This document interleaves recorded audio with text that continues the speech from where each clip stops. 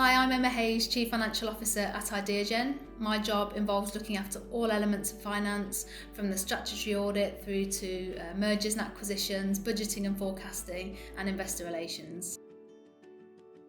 Two achievements that I'm really proud of in my career. The first would be making it to director at Deloitte, and I guess moving from a point when I entered it as a newly qualified, at that time in my career, getting to director and beyond that to partner felt something that was an awfully long way away. So I reflect on the phenomenal achievement that I felt getting to that kind of senior level in one of the big accountancy firms was a real high point. And I think the second was joining Ideagen was an opportunity to join as Chief Financial Officer, as the first woman to be appointed to the board in a fast-growing tech business. Tech is not renowned for having lots of senior women in leadership roles, so I feel hugely proud. And as I sit here now, in a listed business as CFO, there are too few chief execs, CFOs, board members who are women across the UK environment.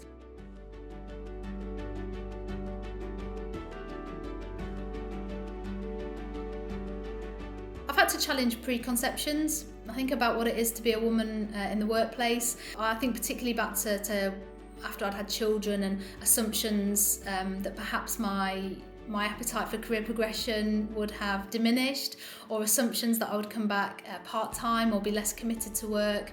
That was definitely something that I encountered at that stage in my career.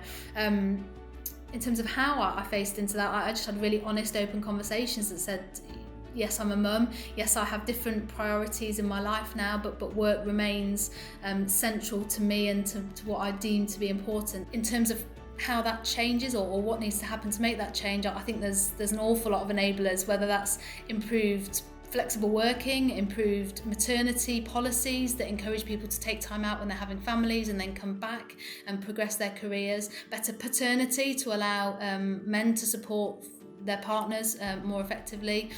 So I think there's a whole range of